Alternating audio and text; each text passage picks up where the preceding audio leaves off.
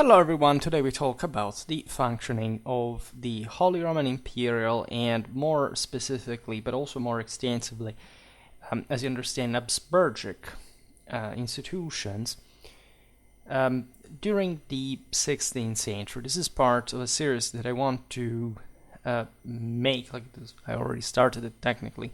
We have already appreciated the functioning of the Electoral, of the dynasty. We talked about the crown of Bohemia, the crown of Hungary.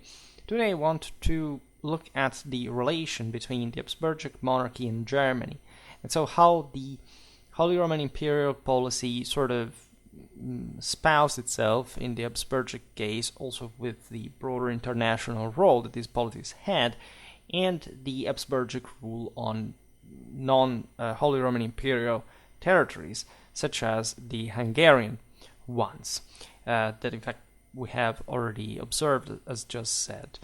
You will find all the links down below, and you can always search for the Habsburgic history playlist that contains a bit like all the background, also medieval history episodes and more.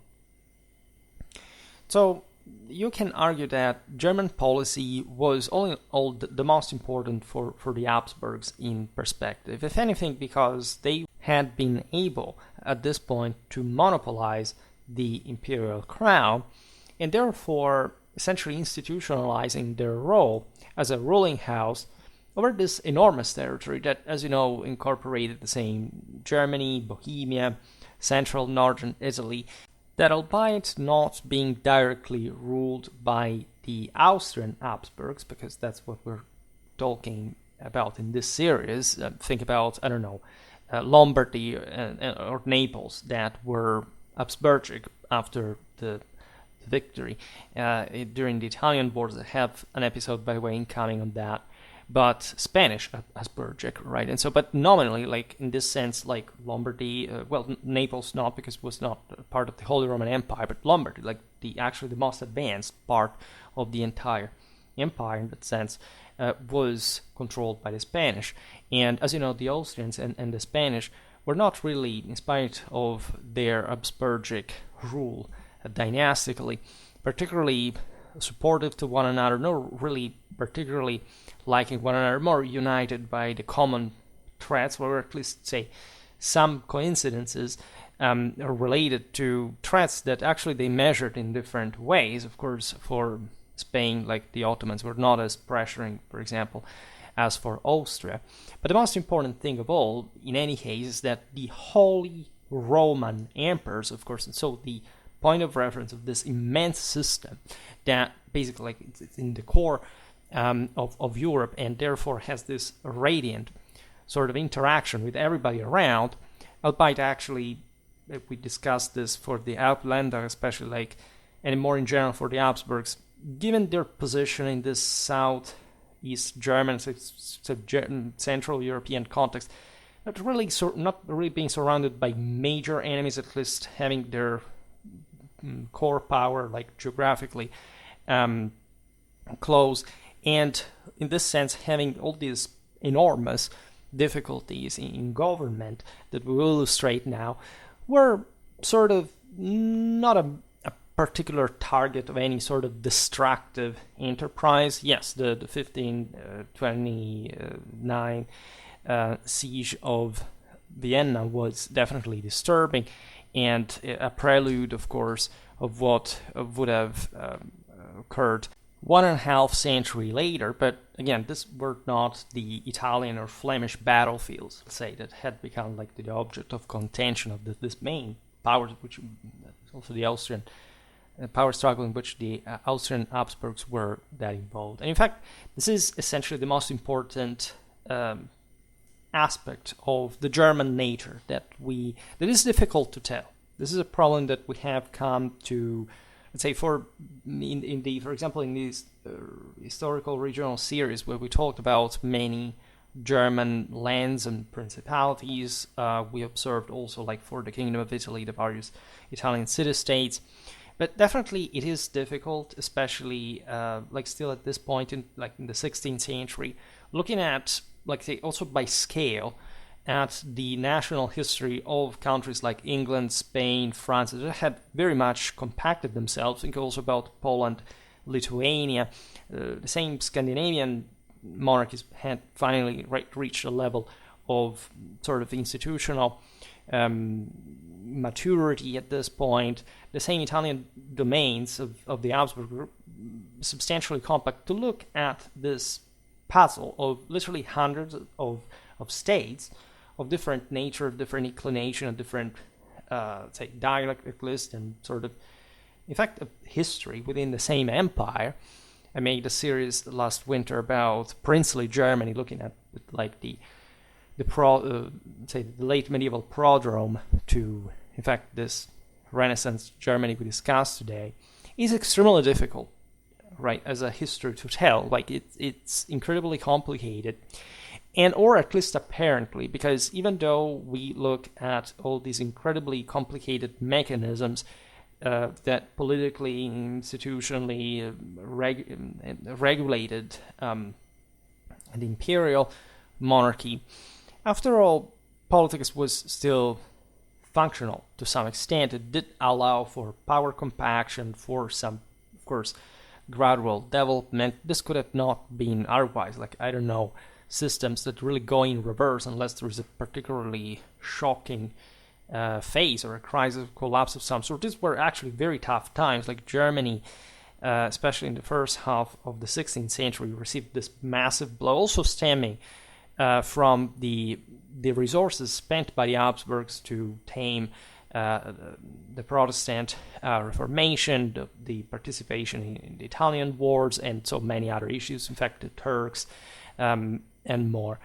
And in fact, the second half of the century is not even that easy. Like, it seems like the Habsburgic dynasty is sort of fragmenting yet again, like during the late Middle Ages. And as we've seen, especially from the video about the Alpländer, everything within, even properly the core lands of the Habsburg, the core possessions of the family, is already incredibly intertwined. So in complicated, you can imagine like Germany to its extent. Germany is a very large country. It's actually larger than the modern state. It's very populated. It's at this point very advanced. In many ways, at least at least technologically, for example, it's at this point at the same level of Italy, for example, but it's also very backwards, as we've seen, in terms of, in fact, political compaction, in terms of institutional development. And there are, especially in this sense, so many different currents within that are exploited by foreign countries. And especially the Reformation would highlight these issues, right? You would have so many German Protestants were actually okay, notoriously, during the 17th century. We've seen it in the series about Vienna 1683, that would literally prefer a French government in Germany, right, into Germany over them, a Catholic government, because the French were, and these guys were Protestants, then having basically anything to do with the Catholic Habsburgs, and even, say, being against them, even when the Ottomans were at the gates, and like the system would have surely also received an important blow. Let's say somebody leading in northwestern Germany, they were basically here, and there is something, of course, dramatic about this traditionally wise, and it's something that starts in a more robust sense to manifest at this point, to this great fracture of the Catholic order, that of course the Holy Roman Emperors were the most obvious, let's say, political, earthly, temporal enforcer, at least on paper, right? That paper that now was printed so fast and effectively that, imagine, right, controlling ideas. Controlling ideas is important. You must control ideas in order to rule. There is nothing wrong in controlling people's minds and exploiting them. That's exactly what every single human being does with one another by evolutionary biological mechanism, and I would say by divine mandatory right. And except like when at this point, like this imperial power manifests so weakly, there is a general sense of, say, loss of power, of this loss of especially the center, right? This is also where the Baroque spirals and sort of whirlwinds stem from. In this age that we, of course, remember, as I always say, for like, of course, the beauty of the Renaissance, but that was actually one of the single most dramatically shocking and degrading in the history of mankind for those who lead it, especially. Now, when you look at the Habsburgic monarchy as a whole, because this is also what the house ruled over, and so it was distinguished from merely the Holy Roman Empire, and the same Germany, at least if we intend Germany also as German communities that during the Ostsiedlung had scattered themselves very far to Central, Eastern, and Northern, in some cases also Southern Europe. Such comprehensive dominion lacked not only a common diet, for example, or institute, let's say comprehensive institution, or even administrative center, was not a capital. Not even Vienna, all of this was really a capital until like the first half of the 17th century. But even, and this was very important also to affirm that international presence and rule, a singular crown or royal title. Granted, we just said it, the Habsburgs were, of course, Holy Roman Emperors, and whichever, say, the lack of overlapping between some of their territories was concerned, of course, they had that status.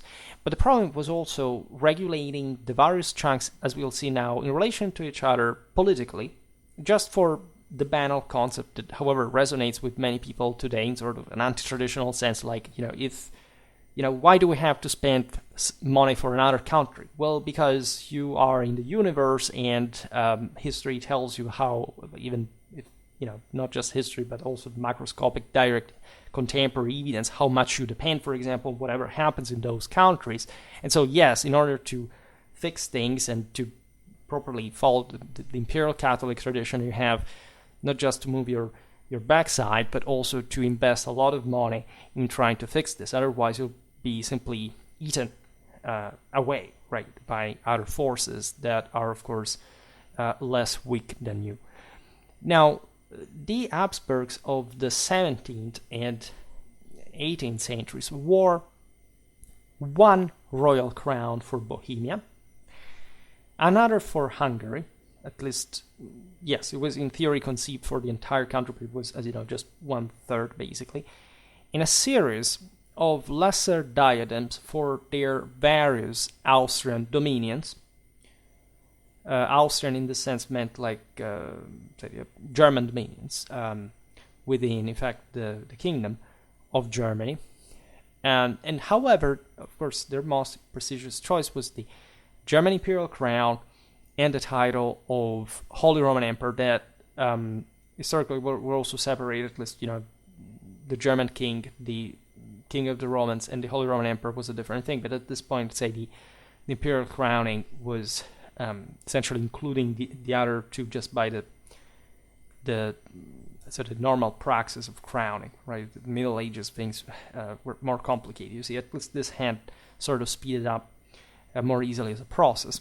A very important dynamic that I always want to remember here is, for all the times which we talk about the investiture controversy in the medieval history episodes, consider that at this point the Habsburgs have a major plus, that they are basically the absolute champions of Catholicism, in the sense even more than the Spanish, for both like the broader international cause was concerned, because they were the Holy Roman Emperors, and any struggle with the papacy fundamentally had ended with the in fact the settlement in favor of the Habsburgs in the Italian peninsula at the end of the Italian wars, so that from this point onwards, like, the Holy Roman Emperor and the Pope are friends, and they support one another, and there is an incredible work, an incredible tandem, especially to revive the crusade, to revive the fort against the Turk, to a degree that intentionally, ideologically, but also practically, in terms of actual money that was paid by these powers, is basically the greatest in Europe, right? And this is a bit like the untold story that, especially you'll see it better for during this series, as well as other, especially military history chapters, is a bit the forgotten one. Yes, Northwestern Europe takes off in this period historically, so we are naturally more, especially you as my audience, mostly coming from the Anglosphere, of course, projected towards that side of story, especially England, the Netherlands, etc., and abroad, say, beyond Europe, of course. But of course, there was a part of Europe in the center, in the south, in the here to remain just between fundamentally Mitteleuropa and Italy. We could add some part of Eastern Europe with some, for example, Polish, Lithuanian, Ukrainian possessions. But that has sort of been obscured. It was surely backwards, like in terms of that development, as we've seen, and up to a certain point, because actually some of these lands, especially the Italian ones, even for the Habsburgic crown, were some of the richest until, like, were actually the richest in Europe until the 17th century, at least if we stick to per capita wealth, the end of the 17th, when the Netherlands surpassed the Netherlands in England.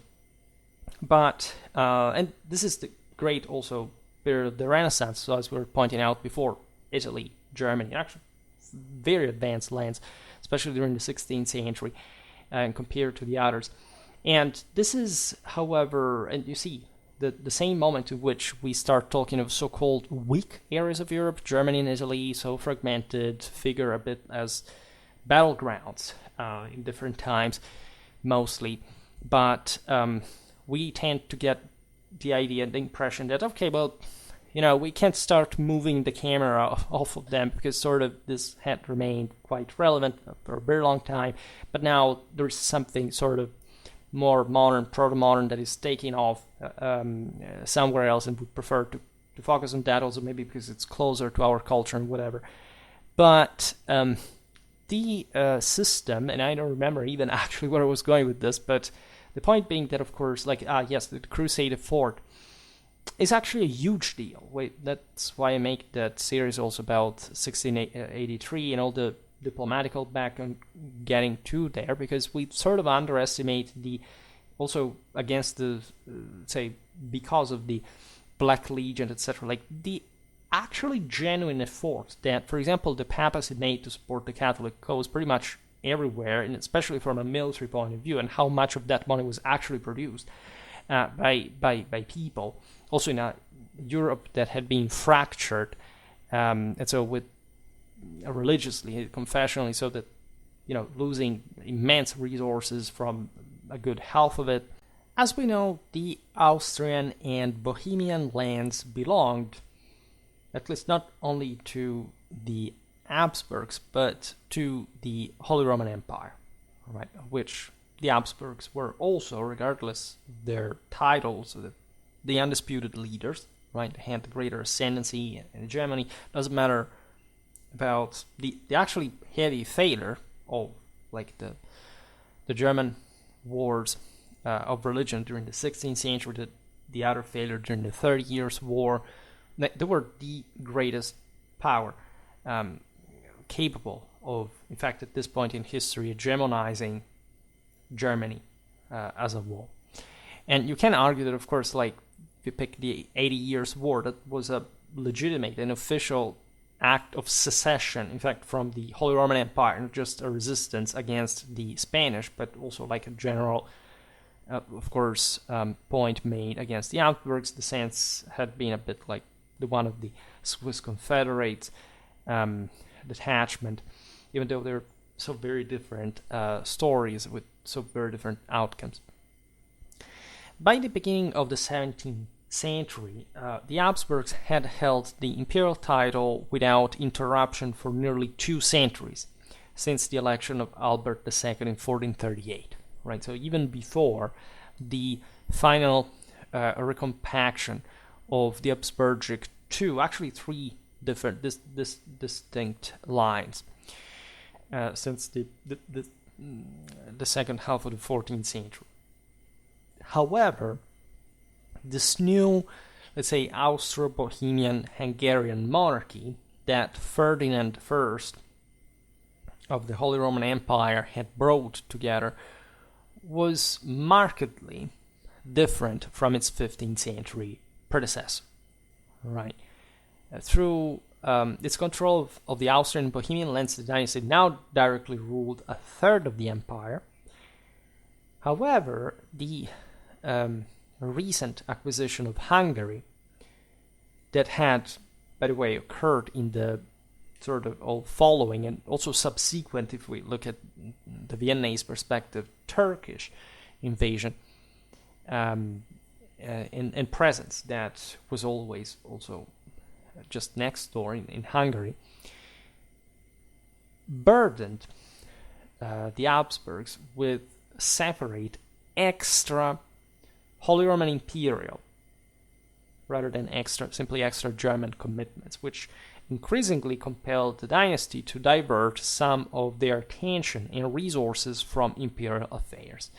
There was something that politically, as we were saying at the beginning, had a massive impact in the empire, because it's already difficult, as we've seen, to impose your rule on this enormous country that is also so politically fragmented and somehow provided with this sort of very strong sense of decentralized autonomies and sort of light rule from the sort of superior government.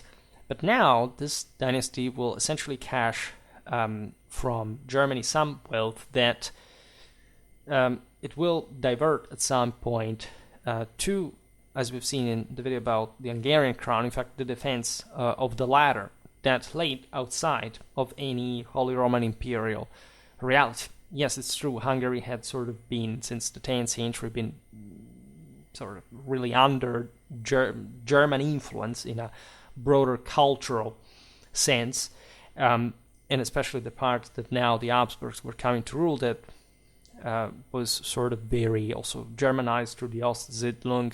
Think about Pressburg/Bratislava, the various, say, of course, like, say, Hungary was Hungary, but as you know, within the same kingdom, beyond in places like Transylvania, there were Germans as well. It was not like the say, important political discriminant, but there was still the sense of proximity, of course, in a truly central European perspective that is truly like what Germany is, aside if you want some very westernized parts, especially of the West, in fact, the Rhineland that you can look at.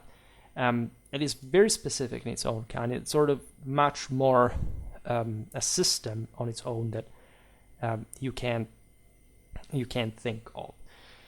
You can imagine thus all the complaints that would pile up next to the, at least in intensity, next to the ones that, in addition to the ones that really already were expressing the German resistance to some sort of Habsburgic unification of the country, or at least increase in sort of direct control. As such, well, if you decide at least to look at the Habsburgs, of course, as the single power rather than the various chunks that composed it in this very sort of different way, the dynasty, say, had not built an exclusively, what had been up to a relatively short time before, an exclusively German state, but an international entity facing, say, a broader, also geographical dimension that was very, very complex and structured. You can argue that even if the Czechs, for example, had been within the Holy Roman Empire from centuries, and had actually, as the Kingdom of Bohemia gained, as we will see now, even a greater institutional relevance than the same Austria, the Duchy of Austria, or the Archduchy at this point, the Habsburgs had elevated it a bit in reaction to that within the imperial elective system, for example. These were sort of still of a different land that was, as we've seen, very difficult in the video about the Bohemian crown to control some areas like parts of Silesia that technically belonged to the crown, as well as Lusatia. There were all some interesting things going on, both with the Protestant German neighbors, the Polish ones as well. Nobody really liked each other that much. Some balance, however, had been sort of equilibristically found by the Habsburgs, especially given their meager income.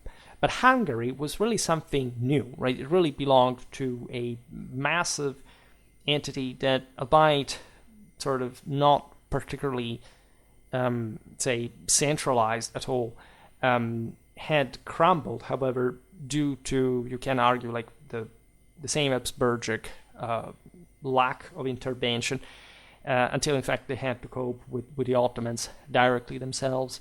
It was truly another country. The language, the culture, the history was truly another thing. It was also at this point like a failed state.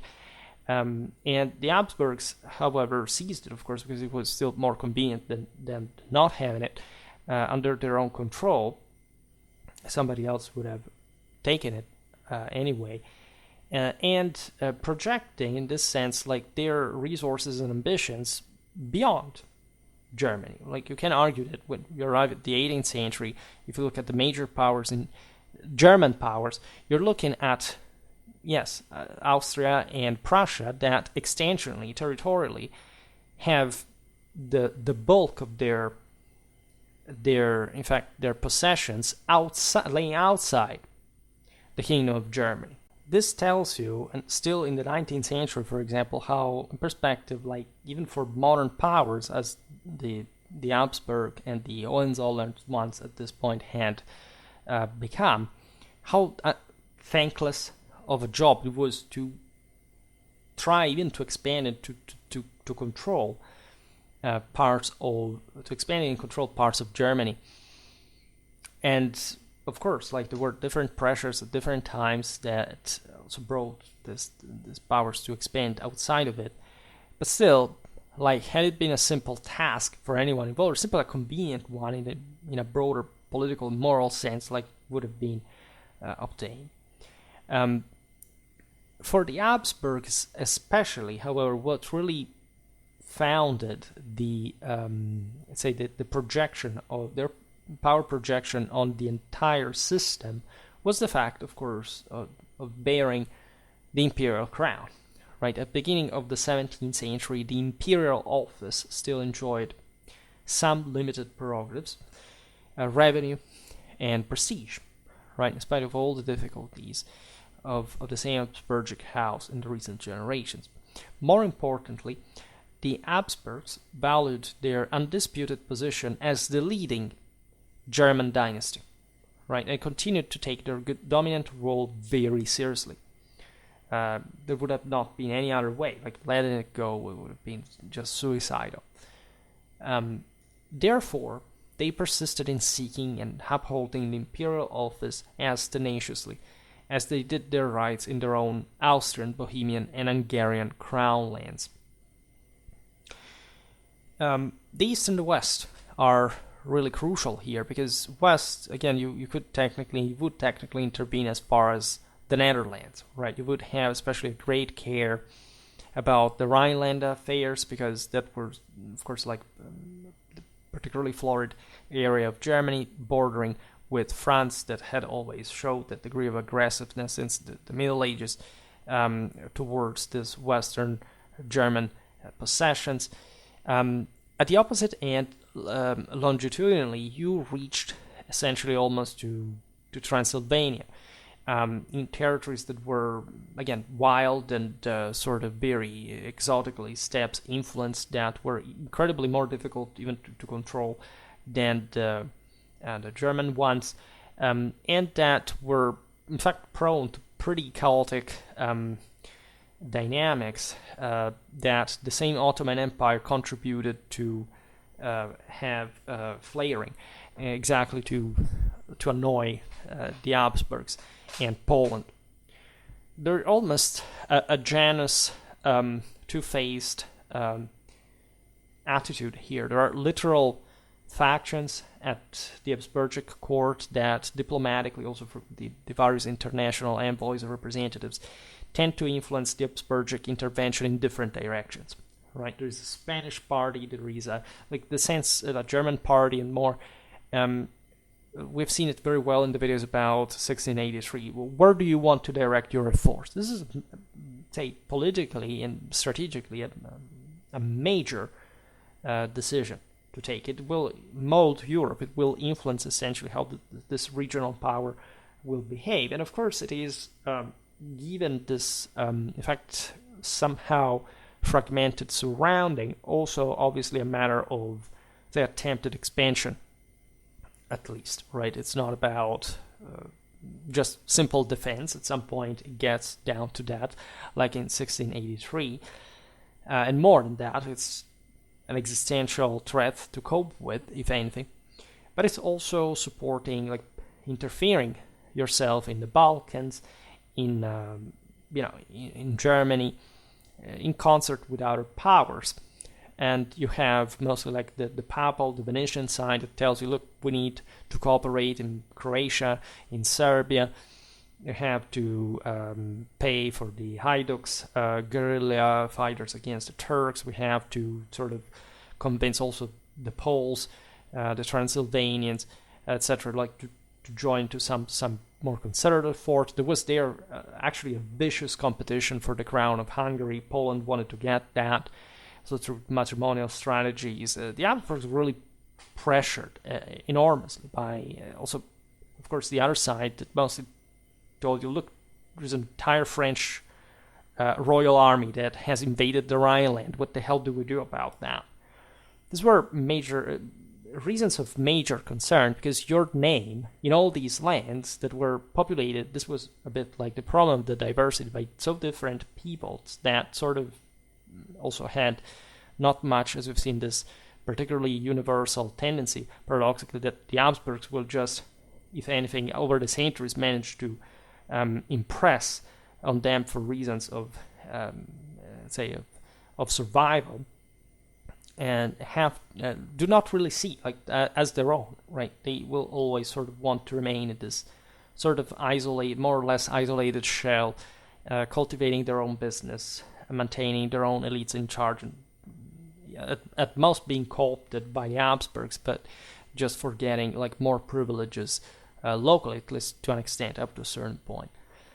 Things will change when actually, say, modernity will make threats from the external ever more serious, and so this methods of stillness will bring finally under, especially Maria Theresia, to really start being like having, for example, a real professional permanent army, like being a regional power capable of like defending and offending at an adequate scale for the vastity also of this possession. Up to that point, of course, like also the surroundings have been somehow more self-reliant and not as performing as we observe this passage from medieval to, let's call it, the modern world. And there is no doubt, by the way, that even though the Habsburgs had all the reason to attempt to manage both its own territories, its own, say, directions and German affairs, ultimately this ambition exceeded the actually needed resources to attain this objective. The Habsburgic own diverse and chaotic dominions were already challenging enough to govern by themselves, particularly in the face of foreign threats. So, in comparison, the entirety of the Holy Roman Empire was an impossibility, right? And say at least Germany, that was more directly pertaining just to the Austrian Habsburgs. Like for Italy, at least some parts of it, of course, the Spanish were there. Now, the German constitutional and institutional framework contributed to these difficulties. We'll look at this mostly today. The sort of paradoxically say, it could be worth kind of reflection was that the difficulty in ruling like Germany were basically the ones that the Habsburgs were already facing in their own realms, meaning that they more or less the entire system worked like that. So each emperor's authority was constrained, of course, by the necessity of winning the favor of the German princes, who had the power to elect each new emperor. Of course, the fact that the Habsburgs managed to secure the imperial election throughout all this time already tells you how powerful and relevant they had become, especially from the mid-15th century. As you know, many other dynasties had sort of extinguished, others had sort of failed to compact as much, a bit for the same reasons. Northern, Eastern Germany in general was poor. The West, even if rich, had not really given rise to a major, say, state or principality that could, for example, shield the system from France, and or to at least being even a positive in this sense to the Habsburgs. Like the threat posed also during the wars of religion was as also showed during the 30 Years' War was not really much like the one of the various German principalities, but if anything of the foreign powers that would intervene in that. Like in the first phase of the 30 Years' War, the Habsburgs won. The Habsburgs conquered basically all of Germany. That was it. Right? The Protestants were defeated. Then other powers intervened: Denmark, Sweden, France, and so things got dramatically more complicated. So at the beginning of the 17th century, there were 7 such electors. Historically, this had been sanctioned, famously enough, by the 1356 Golden Bull. I made multiple videos on that. We'll come back on it.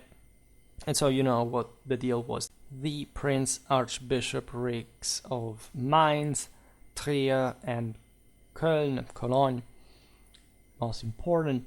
Then the lay princes of Saxony, Brandenburg, and the Palatinate. And then, interestingly enough, the Habsburgs themselves were prince electors of the empire, but not, as we were saying before, because of Austria, that never was an elector, but as kings of Bohemia, right? And in 1356, it had been Charles IV of Luxembourg that had actually orchestrated as king of Bohemia, like this electoral. Say the institutionalization of this fixed permanent electoral college to exactly oust the Austrians that, as a response under Rudolf IV, who also founded the University of Vienna, sort of through a sort of forgery, coming apparent dating to the time of say at least making like a claim dating back to the time of Julius Caesar, claimed that essentially there was an imperial role of Austria that deserved the archducal ducal title, say as something superior, like at least as a peer of those various electors, and they ended up becoming Holy Roman Emperors anyway. We'll have to talk more about that time. But going back to the Renaissance, in practice, the electors that we just listed, that remained the same, together with like the Golden Bull, had lots of things discussed, and again, entering the constitutional details of Germany is incredibly messed up, but I promise at some point we'll do it, wielded considerable influence still also over the each emperor, like both during his candidacy and toward the end of his reign, when he was particularly eager to secure the election of his designated heir as heir apparent with the title of King of the Romans. And this had become a sort of habit for the Habsburgs as well as for the electors.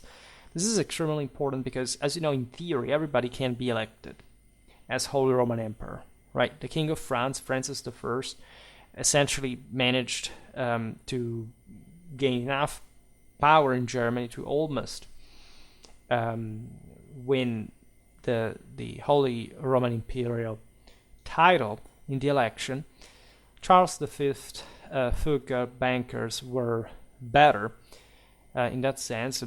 Not that wasn't just a point, but it was possible, of course, for non-German rulers as it happened. Like also the entire Holy Roman Empire was not just German at all, but some parts, particularly of the Kingdom of Germany, were also French.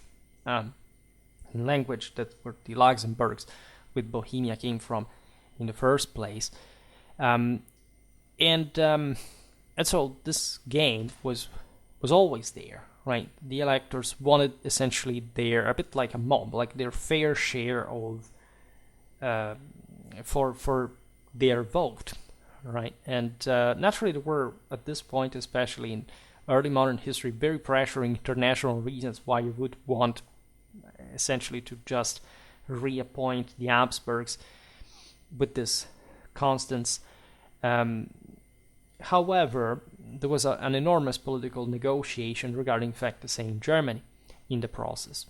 Now, once elected, the emperor's constitutional prerogatives were virtually indistinguishable from those of many other monarchs in Europe. I mean, more or less like the average was that one, like in terms of concrete power also. Not much like maybe of this political negotiation, really, say, governmental power. Again, the Western European monarchies were much better off.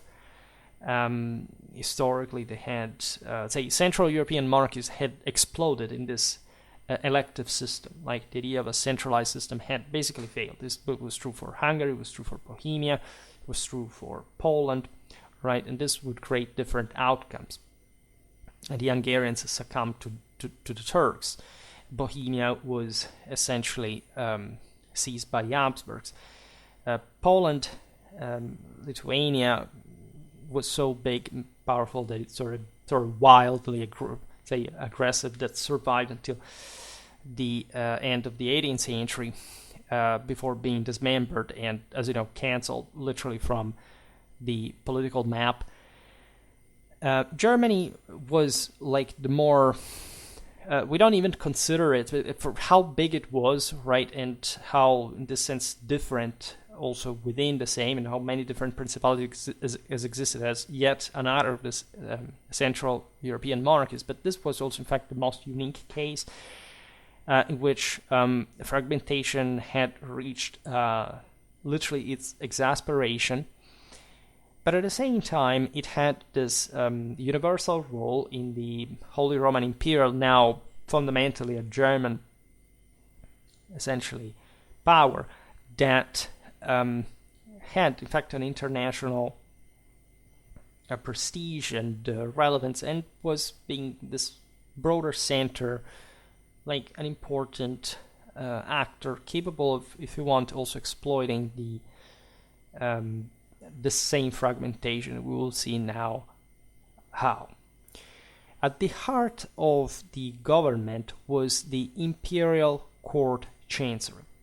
This managed essentially the broader German policy in much the same manner as the Bohemian and Hungarian court chanceries oversaw the affairs of their respective kingdoms. They were kingdom-based, right? So Germany, of course, was distinct from Bohemia in this within the Holy Roman Empire, and Hungary, as we've seen, was another thing on its own. A tricameral imperial diet was the Reichstag, functioning as the empire's legislative body. This was the most important imperial institution, because in here all the princes, the various estates convened and had their own saying. The main issues were negotiated, and it possessed as such the usual authority to pass laws, levy taxes, and declare war. So all the most important central issues, like you have to ensure stability, justice, peace.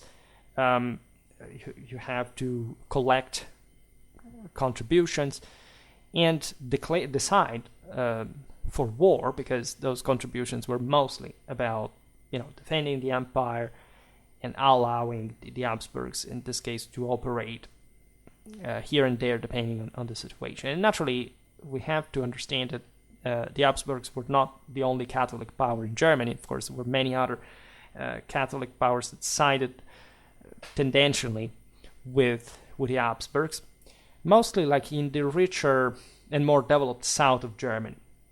That's also why the Habsburgic monarchy fundamentally developed from there. I made multiple videos also about the sort of gradual but consistent development of Austria. And so there would always be someone supporting the Habsburgs also externally from their house, simply, and also their imperial title, empirically, right?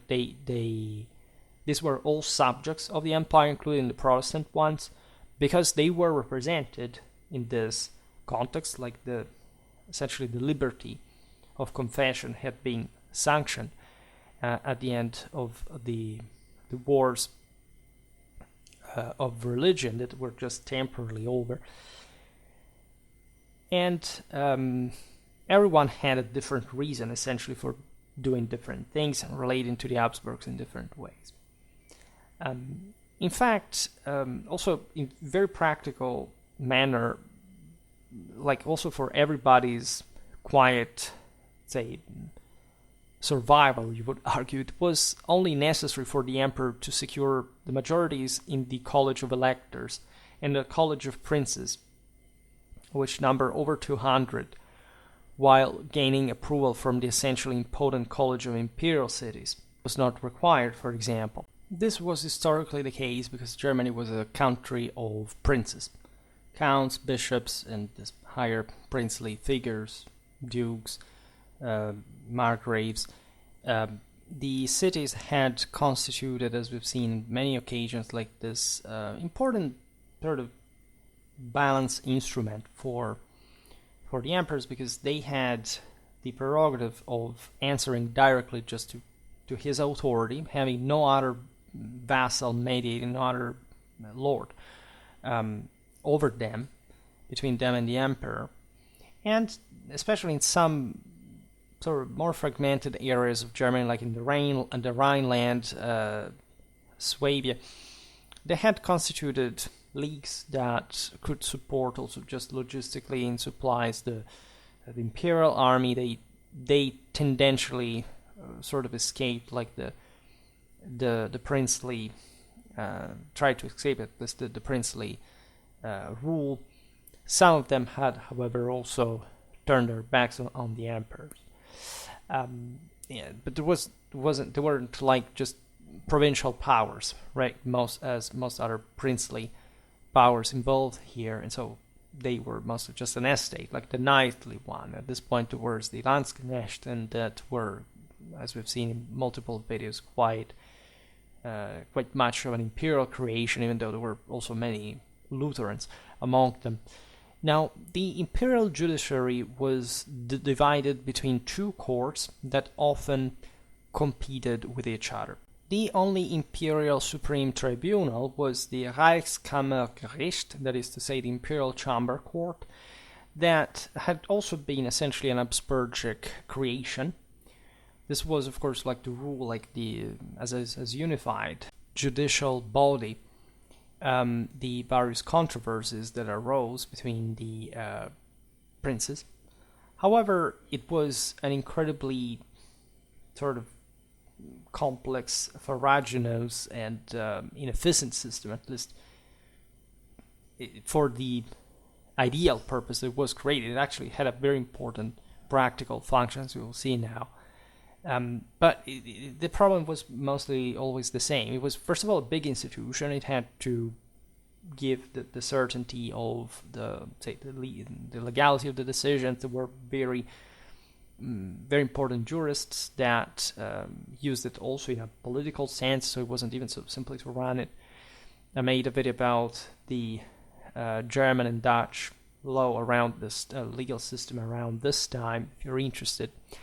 The problem is that the Reichskammergericht was so underfunded and paralyzed by princely rivalries that it could take over a century to resolve certain cases, right? Think about that when you legitimately, I would say, complain about like the times of justice. This tribunal disciplined matters of cardinal relevance for for the empire, for the princely prerogatives, etc. So it was just mostly like a political wrestling arena.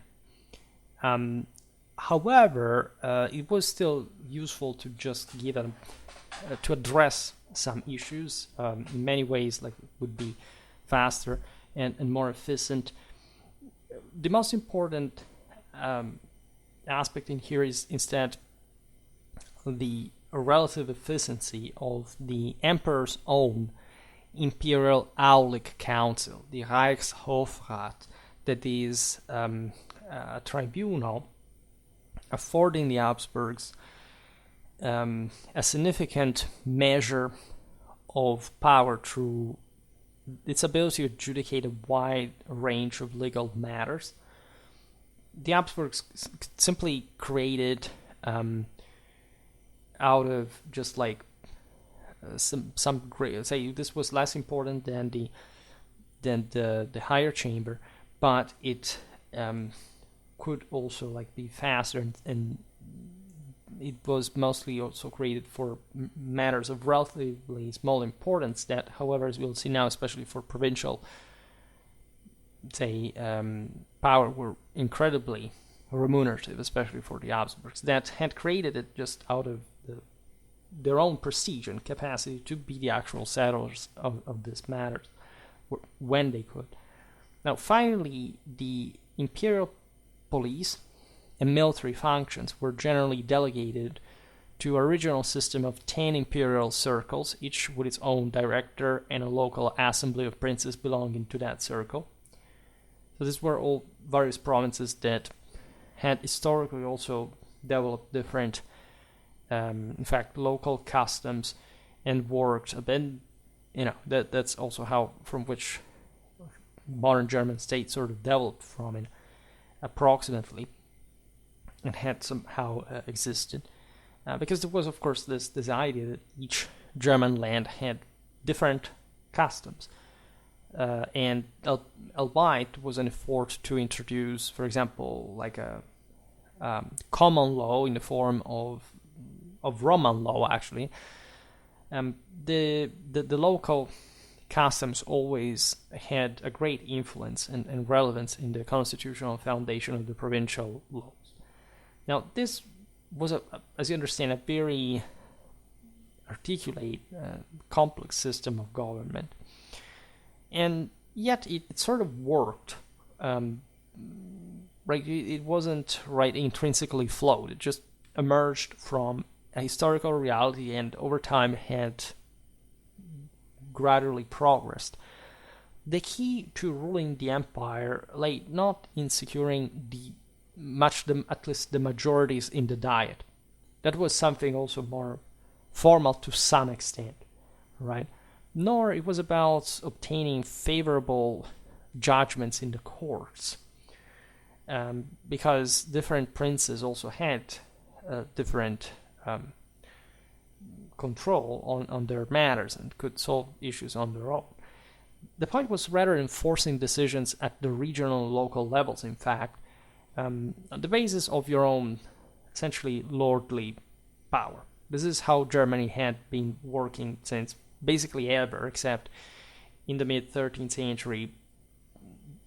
Public up to the mid-13th century, an attempt to have some general public authority capable of functionally controlling the entire system, at least ambitionally, collapsed.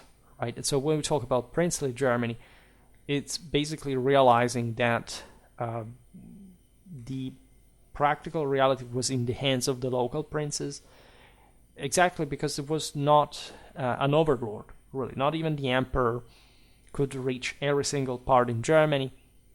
There were some peripheral, admittedly less developed regions that basically lived as if the emperor did not exist. Also because the emperor or like other rulers were mostly, in fact, invested in much more profitable territories and communities. In fact, the south, again, of Germany remained sort of the most important, controlling the Alpine passes, having more resources, just being closer to more important European scenarios, this was, of course, what the Habsburgs invested in, and tendentially also the previous monarchies had gradually gone towards.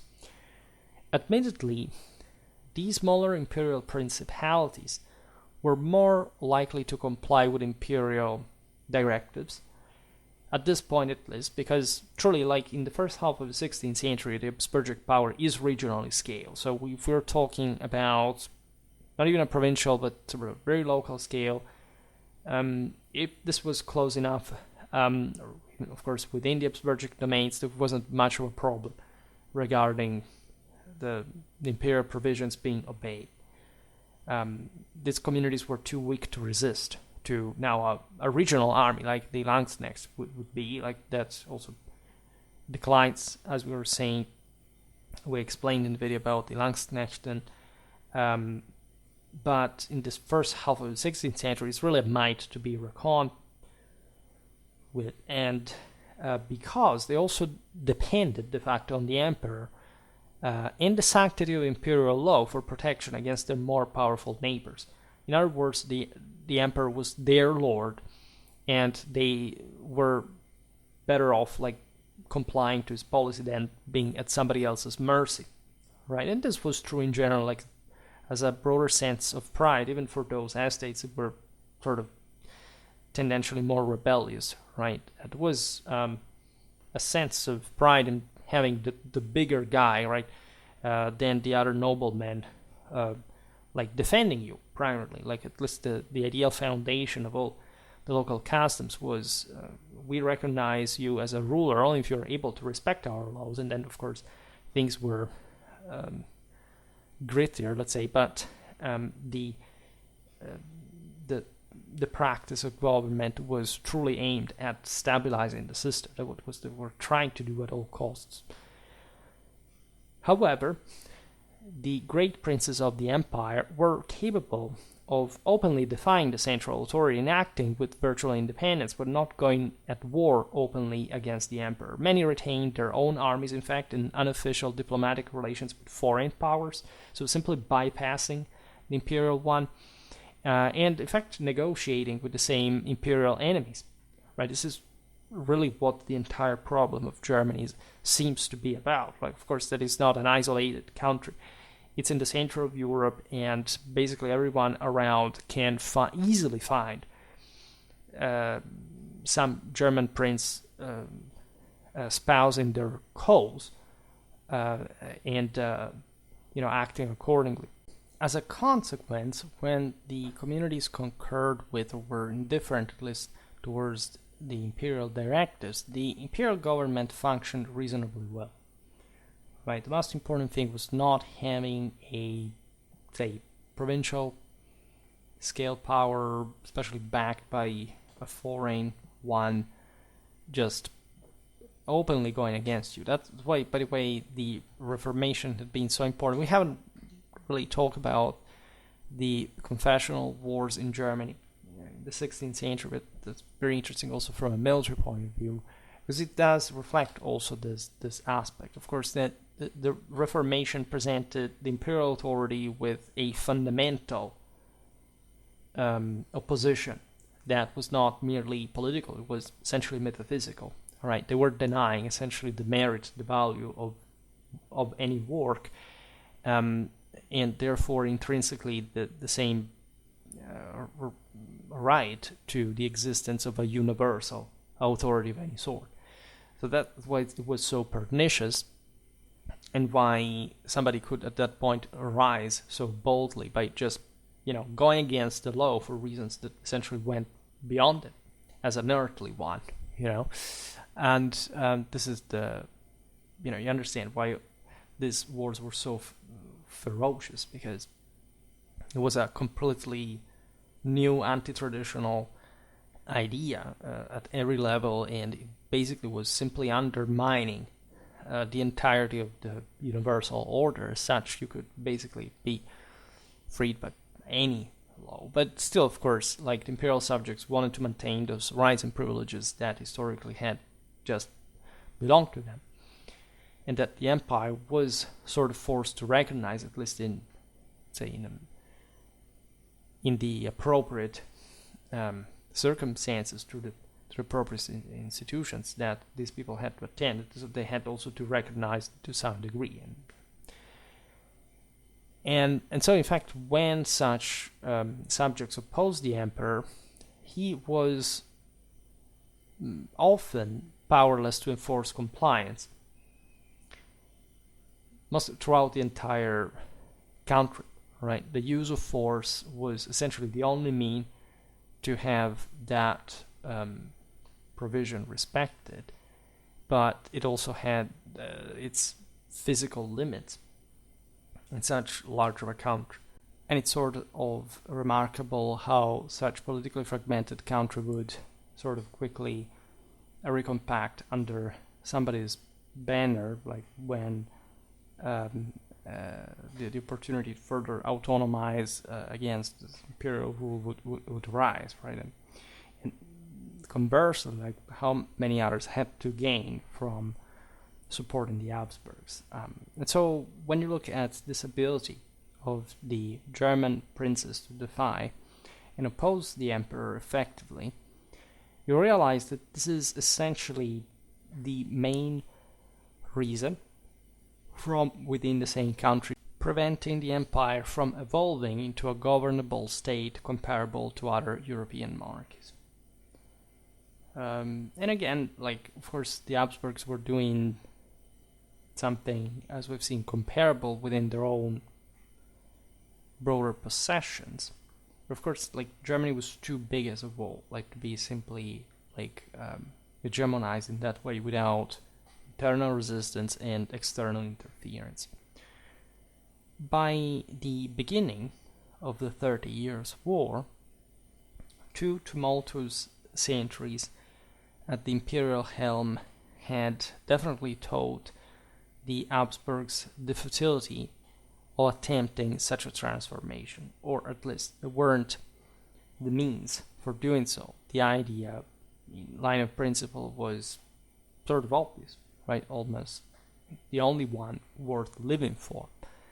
But the Habsburgs had also, at this point, right, never, say, historically and generally considered any effort at what we consider, like, in a historical perspective, like German unification. The national principle per se was not as important as it would become later, and also because it just was unattainable and was not like the most immediate advantageous or sensible criterion to structure and develop power, right? So the idea of, I don't know, Kingdom of Germany under a truly sovereign or hereditary ruler by this point traditionally was just not a thing, right? Germany had, let's say, the mindset that we observe at the beginning of the 17th century is the one evolved like with the 14th century crisis of the great universal institutions, the Constitution of 1356, the acceptation of the reality that Germany was just a princely elective monarchy, and there wasn't basically much that could be done to change that at this point, right? The horizons here were just to, again, find enough resources to sort of keep what was already under control together and just sort of gradually augment, aggrandize the imperial prerogatives with the intention of just getting to whichever situation seemed viable for this, like including, as we've seen, with Hungary and even more distantly. So as time passed, the German princes themselves, by the way, were enacting similar policies. You can see, of course, that throughout the centuries, the Habsburgs become more powerful, tendentially.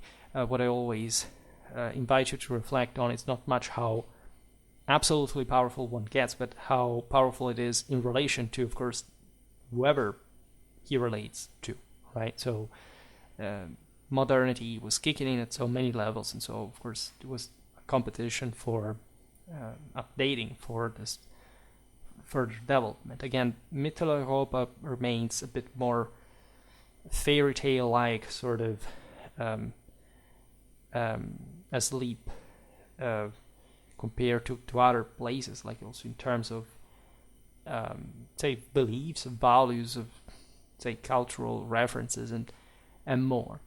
And in general, within it, there is always in fact a competition that lasted from quite a long time. This say conflict was endemic. It had always it had stemmed from what basically the entire Europe had been up to a few centuries before, really, like in terms of local autonomies, and just a more compact, concentrated state was developing in other places. The Austrian Habsburgs increasingly thus found themselves compelled to treat the competitors more as allies, in fact, than as feudal vassals. It was a way not to humiliate them excessively and diplomatically, blowing everything in the process. As a consequence, the Habsburgs had learned that their future as a prominent European dynasty lay not in, say, the necessarily this institutional context or another, but in the sum, of course, of their admittedly disparate crown lands, right? So everything would do. There were so many different levels of overlapping. You have to consider all these crowns. Today we talk mostly about the crowns, but there are all the estates. There are, in the sense, also the international issues, the dynastic connections, marriages, what is happening, like to this enemy, to this ally. Everything was incredibly complicated. And so the Habsburgs sort of experienced at this point like a diplomatic activity that would gain them such favors and sort of, resembling like the one of other empires, powers in history that have really found themselves very, very exposed to the external, or at least dependent on these plurality of forces. Right, as we said before, the Habsburgs were actually fairly sheltered from them, considering like main forces agitating in other countries that could simply, like they had a definite border. They couldn't invade one another, etc. Like they found themselves in this sort of more, as we've seen, like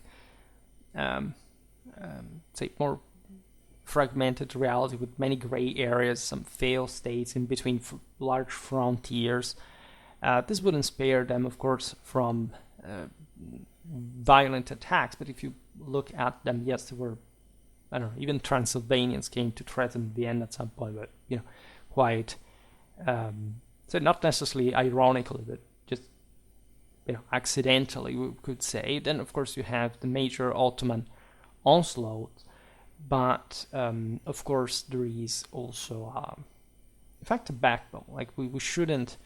I make this kind of videos to illustrate the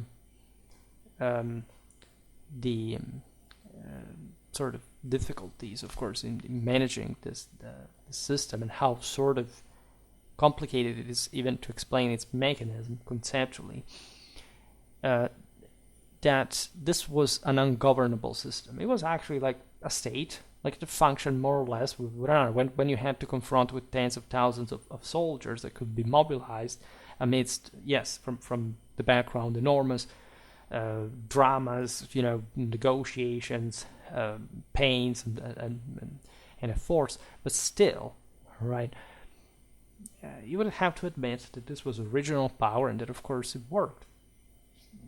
Say, it worked fairly, consider at least like the general context, of course, and we'll look more at imperial armies hopefully soon, because there is all, in fact, sort of military history gets a bit neglected, to say the least, along the way.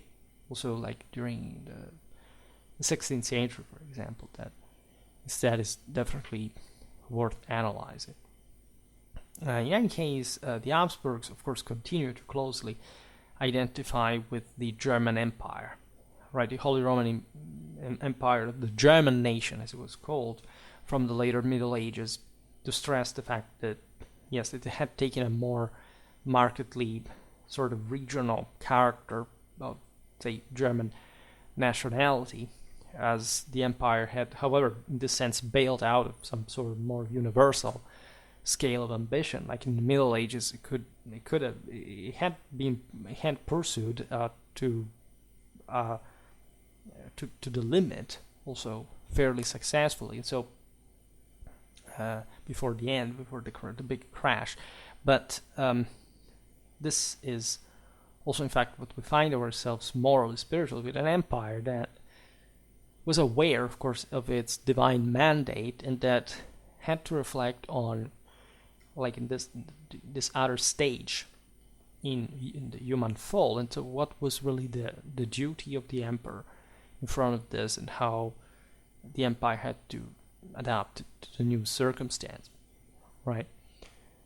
Definitely, the Habsburgs, in order also to uphold this, sought to maintain leadership throughout the imperial crown. They increasingly utilized it as a tool to serve the interests of the dynastic state they had established along and across the empire's southeastern border, so transcending a bit that more, if you want, post-traditional idea of boundary. We have come to, of course, accept since the Middle Ages that what we call as the Holy Roman Empire was geographically limited. Well, this had to be technically the sole universal empire in the world of Christendom, the Roman Empire, controlling all nations, right?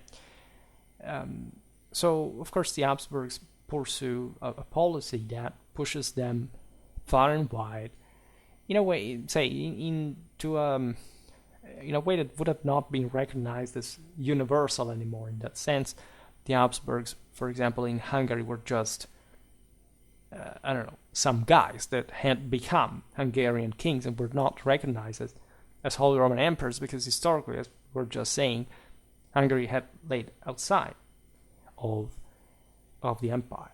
But of course, it's difficult to separate the two things, especially from a truly imperial and Catholic ideology.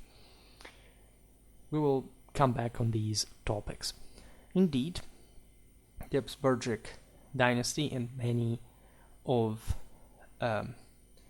its German-speaking subjects retained this dual, albeit unequal, identity well beyond the early modern period, until, of course, Bismarck, did something together with some other person in 1866. This is also a very painful history if you look at it in historical perspective, but it's interesting. We should make a video about this, perhaps, how also an average sort of German burgher from, Poland or Hungary would feel, Transylvania would feel about the general sense of what was the empire to these people. What was the empire, for example, for a Protestant living in it?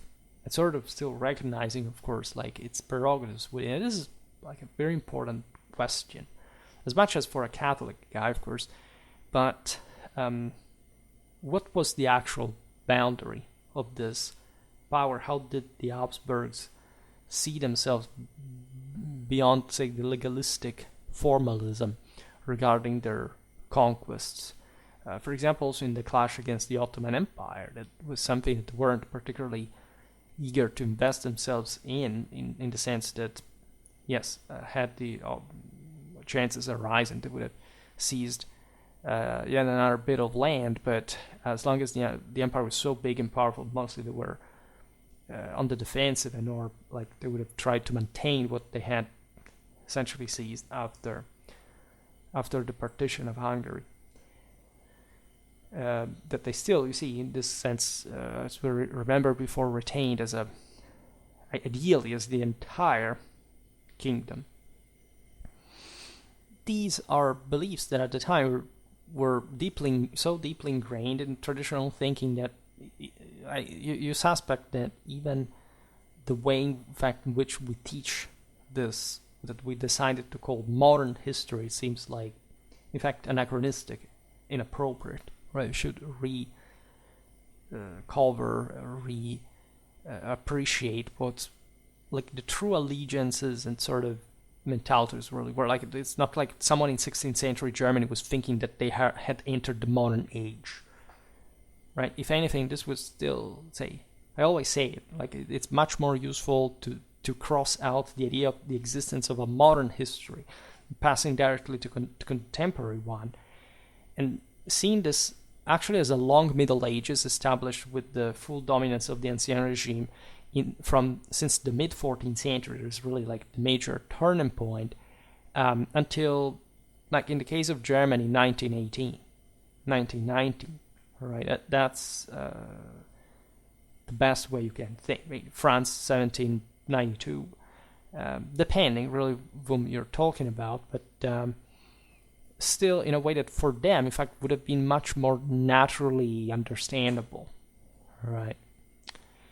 And I'm glad we're talking about this. Then we'll get into the 30 Years' War, not too soon, but that's where we're heading with your great happiness. At least this is not good. At least this part, this mini-series, it's not even a mini-series, it's actually a very, very long series about the Habsburgs.